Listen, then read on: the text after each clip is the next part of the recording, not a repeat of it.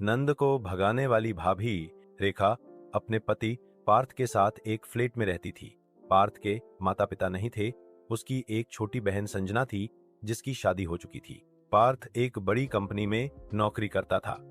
वह अपनी सैलरी लाकर रेखा को देता था। महीने का खर्च चलाने के बाद रेखा के पास बहुत से पैसे बच जाते थे।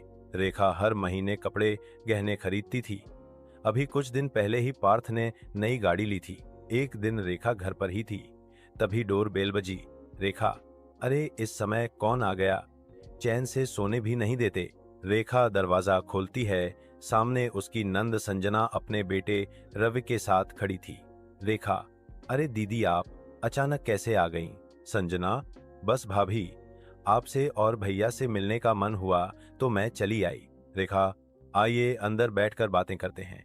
आप बैठिए, मैं आपके लिए पानी लाती हूँ। रेखा संजना और रवि को पानी देती है। वह संजना के पास बैठकर बातें करने लगती है।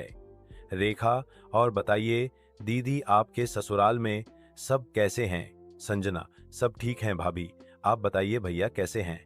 रेखा, बिल्कुल बढ़िया हैं। हमने पिछले महीने ही नई गाड़ी ली है। आप फोन कर देती तो ये आपको लेने आ जाते। तभी रवि बीच में बोल पड़ता है। रवि, बता कहाँ से देती, आज सुबह ही तो लड़ाई हुई थी पापा से। रेखा, दीदी ऐसी क्या बात हो गई कि आपको अचानक आना पड़ा? संजना, भाभी आपको नहीं पता, ये रोज शराब पी कर आते हैं, मुझे मारते हैं और भैया से पैसे लाने के लिए बोलते हैं। इन्हें पता लग गया कि आप लोगों ने गाड़ी ली है, तब से दहेज में गाड़ी न मिलने के लिए मुझे ताने मारते रहते हैं। रेखा का दिमाग खराब हो गया। वह सोचने लगी, हे भगवान, ये तो अपना घर छोड़कर आ गई। अब ये यहाँ रहेगी तो मैं पार्थ से पैसे बचाकर जो शॉपिंग करती हूँ यह सब उन्हें बता देगी। पता नहीं कहाँ से आ टपकी। संजना, अरे भाभी आप क्या सोचने लगी? रेखा, नहीं दीदी कुछ नहीं, बस आपके घर के बारे में ही सोच रही थी। शाम को पार्थ घर आया। अपनी बहन को देखकर वह बहुत खुश हुआ।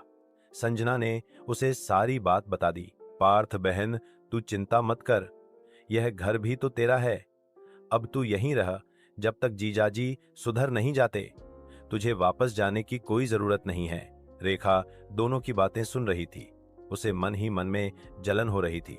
रात के समय सब खाना खाकर सोने चले गए। रेखा ने मौका देखकर पार्थ से बात की। रेखा, आपको नहीं लगता दीदी को यहाँ ज्यादा दिन नहीं रुकना चाहिए? अकेले में तो जीजाजी और ज्यादा शराब पिएंगे। पार्थ, कैसी बात करती हो? वो चाहे जो करे, लेकिन मैं अपनी बहन को इस हाल में वहां नहीं भेज सकता। रेखा आगे कुछ बोल नहीं पाई, लेकिन उसकी नींद उड़ चुकी थी। वह पूरी रात यही सोचती रही कि संजना को कैसे अपने घर से भगाया जाए। 2-3 दिन तक तो सब ठीक चलता रहा। रेखा को अब किचन में ज्यादा काम करना पड़ता था, क्योंकि संजना उसे हर बात पर टोक देती थी। ऊपर से रवि बहुत ज्यादा शैतानी करता था। 3 दिन बाद रेखा ने संजना से कहा, रेखा दीदी, मुझे तो इतना काम करने की आदत नहीं है। आपको यहाँ रहना है तो मेरे काम में हाथ बटाना पड़ेगा। सुबह का खाना मैं बना लूंगी, शाम का खाना और बर्तन आप कर लेना। संजना, ठीक है भाभी, मैं कर लूंगी। रेखा, हे भगवान, मैं तो सोच रही थी इसे बुरा लग जाएगा, लेकिन मुफ्त का खाना खाने के लिए यह तो काम भी करने को तैयार हो गई।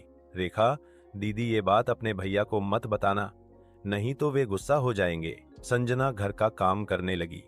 धीरे धीरे रेखा ने सारा काम संजना पर डाल दिया और खुद कोई न कोई बहाना बनाकर पलंग पर लेटी रहती थी। रेखा अब भी बहुत परेशान थी। वह संजना को घर से निकालना चाहती थी। एक दिन रेखा ने संजना को साफ साफ कह दिया, रेखा दीदी, आप कब तक हमारे ऊपर बोझ बनकर रहेंगी? आपको पता है इनकी कमाई इतनी कम हो गई है, इन्हें कभी भी नौकरी से निकाला जा सकता है, ऊपर से गाड़ी की ईएमआई। ऐसे में हम आपका बोझ कब तक उठाएंगे? संजना, भाभी मेरे से तो भैया ने कभी कुछ नहीं कहा। रेखा, वो आपसे कैसे कहते कि आप चली जाओ? ये तो आपको सोचना चाहिए कि अपना ससुराल छोड़कर आप पीहर में पड़ी हो। संजना को बहुत बुरा लग जाता है। अगले दिन वह पार्थ के जाने के बाद घर से निकल जाती है। उसे एक वृद्धा आश्रम में नौकरी मिल जाती है। वहां उसे बुजुर्गों की सेवा का काम मिल जाता है। वहीं रहने खाने का भी इंतजाम हो जाता है। संजना पार्थ को बिना बताए उस वृद्धा आश्रम में पहुंच जाती है। रेखा बहुत खुश थी, लेकिन अब वो पार्थ को कैसे मनाए यही सोच रही थी। शाम को पार्थ आया। उसने देखा कि संजना नहीं है, नहीं रवि कहीं नजर आ रहा है। पार्थ, रेखा, संजना कहाँ है? रेखा, दीदी को जीजाजी ले गए। उन्हें अपनी गलती का एहसास हो गया। वो आए थे, उन्हें ले गए। पार्थ, तुमने मुझे फोन क्यों नहीं किया? मैं आकर उनसे बात तो करता। रेखा, वो बहुत पछता रहे थे, आपसे नजरें भी नहीं मिलाना चाहते थे, बार बार माफी मांग रहे थे। रेखा के झूठ को पार्थ ने सच मान लिया। पार्थ, चलो यह अच्छा हुआ कि अब मेरी बहन सुखी रहेगी। रेखा बहुत खुश थी, उसकी नंद जा चुकी है। वह अब पहले की तरह ही घूमने जाती, शॉपिंग करती थी। एक दिन पार्थ ऑफिस से नीचे आया तो देखा संजना एक कैंप में बैठी है और लोगों से बुजुर्गों के लिए डोनेशन मांग रही थी। पार्थ उसके पास गया। पार्थ, बहन तू यहाँ क्या कर रही है? क्या फिर जीजाजी से झगड़ा हो गया? संजना कुछ बोल न सकी। पार्थ को सब समझ में आ गया। वह उसी समय संजना और रवि को लेकर घर आ गया। कुछ देर में रेखा शॉपिंग करके वापस आई। पार्थ और संजना को देखकर वह घबरा गई। पार्थ, रेखा तुम अपना सामान पैक कर लो और अपने पीहर चली जाओ। रेखा पार्थ के पैरों में गिर जाती है। संजना, पार्थ तुम मेरे से बड़े हो, लेकिन आज तुम भी वही कर रहे हो जो तुम्हारे जीजाजी ने मेरे साथ किया। माफ कर दो भाभी को। रेखा, दीदी मुझे माफ कर दो, मुझे अपने कर्मों की सजा मिल रही है। संजना, नहीं भाभी, मैं ही तुम लोगों पर बोझ बन गई थी। पार्थ भाभी को कुछ नहीं कहना, यह कहकर संजना वहां से चली गई। रेखा ने उसे रोकने की बहुत कोशिश की, लेकिन उसे अब वृद्धा आश्रम में आश्रय मिल गया था। ऐसी ही कहानी और देखने के लिए हमारे चैनल को सब्सक्राइब करें और वीडियो को शेयर करें।